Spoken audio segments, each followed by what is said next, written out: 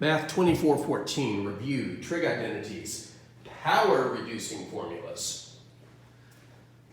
All right, full disclosure. You were probably not taught these in pre-calculus or trigonometry, or at least not taught them directly. And what do I mean by that? Well, when we jump into the next section in our Calculus 2 course about trig integrals, some of the techniques will involve using what's called a power reducing formula. It changes the power on the integrand by cutting it in half, which you would think would make a problem easier, and usually it does. But why are these power reducing formulas not typically taught in pre-calculus or trigonometry? And the answer is because they're a derivation of double angle formulas. In the previous video, I mentioned that of these last three, it's good to know these two, cosine 2x in all three variations, and also sine of 2x. Now, what is a power reducing formula? Well, it takes something like cosine squared of x and makes the power go away. Because when you're doing an integral of a cosine squared, it's much easier if the square wasn't there. So, how do we make the square disappear? By taking advantage of one of the cosine double angle formulas. Look at the second one, the one that says cosine of 2x equals 2 cosine squared x minus 1. In fact, let's start with that. Cosine of 2x equals 2 cosine squared x minus 1. Notice that the cosines in here have different powers. This has a first power, this one has a second power, this one has a first power. Now granted, this cosine has a 2 in front of it, but in terms of integrating things, this one is easier to integrate because I would just have to use a substitution on the 2x, whereas this one would be trickier to integrate because it has a square on it. So it would be nice if we had something that we could replace cosine squared of x it would be nice if we had something we could replace cosine squared of x with, which means I want an identity that starts off cosine squared x equals. Now, if you're thinking, what about this one? Let's just move the sine squared. Well, I'm not really reducing the power, I'm just changing the trig function. Cosine squared equals 1 minus sine squared still has a square in it. But if I take this double angle formula for cosine of 2x and solve it for cosine squared by adding 1 to both sides, and then the standard move here would be to divide both sides by 2, but I like to think of it as multiplying by 1/2 here and distributing the 1/2 across the addition. So make sure you follow what just happened. I multiplied both sides by 1/2 to get rid of this 2, and I distributed the 1/2 to get 1/2 cosine 2x plus 1/2. Do not cancel the 1/2 with this 2. This 2 is inside the trig function. This 1/2 is outside the trig function. It's not like multiplication where I can just move pieces around at will. These can't cancel. I'm stuck with it. But look what I have.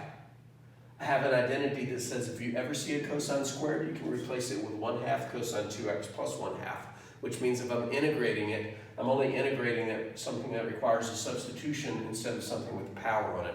You might be thinking it's easier to integrate this one, but I'll tell you right now, this will be elaborated on and codified, if you will, in the next series of videos. When you integrate cosine squared, the move is to turn it into this and integrate this. So don't think, oh, I'll just do this one instead. No, you won't, because you'll do this one in its place.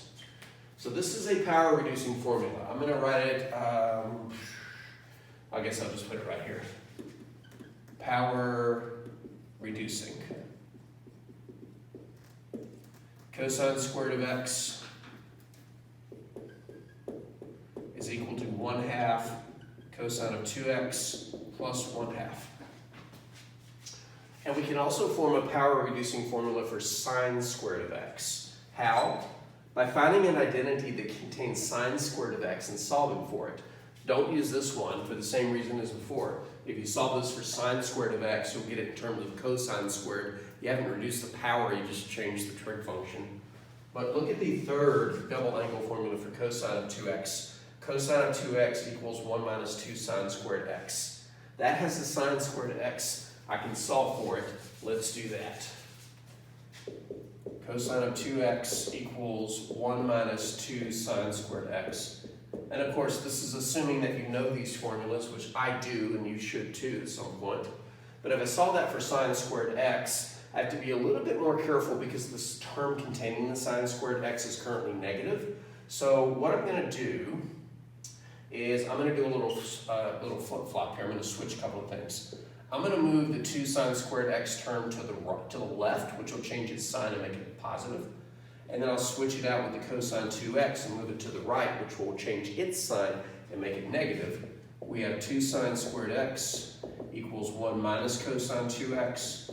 And now if I just multiply by 1/2 and distribute, on the right, I'll get sine squared x equals 1/2 minus 1/2 cosine of 2x. And that's our power reducing formula for sine squared x. In retrospect, let me write this down. Sine squared x equals 1/2 minus 1/2 cosine 2x. In retrospect, and if I thought a couple of steps ahead, which I normally do, just not this time, when I derived the one for cosine squared of x, I would have written it in the other order. It's an addition problem, so it's easy to commute to the 1/2 first, the 1/2 cosine 2x second. And the only reason is to be consistent with the structure of these formulas. So I'm going to change this one to something it's equal to, just looks a little different. It's equivalent, if you will. Cosine squared x equals 1/2 plus 1/2 cosine of 2x. Sine squared x equals 1/2 minus 1/2 cosine 2x. So they're the same formula except one says plus, one says minus.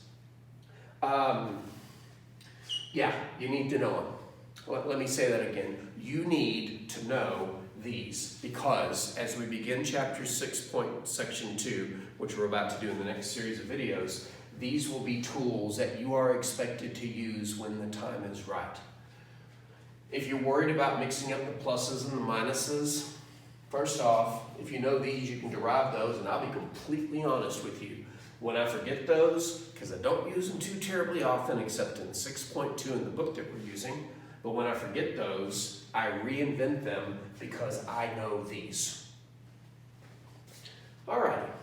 One other thing that's not really super important, but it just jumped out at me. If I added these equations together, I would get cosine squared plus sine squared on the left, which should equal 1. On the right, I would get 1/2 plus 1/2, which is 1, and these guys would cancel. So maybe if you're having trouble remembering who's positive and who's negative, just remember that when I add these together, I should get this identity. Sine squared plus cosine squared equals 1, and then these guys cancel. I literally just saw that for the first time. You know, I've only been teaching forever. Anyway, so know your power reducing formulas because you're about to need them. Oh, is there a power reducing formula for tangent? Maybe. Never really looked for one. Why don't we use one? Because we don't need it, as you'll see here in a little bit.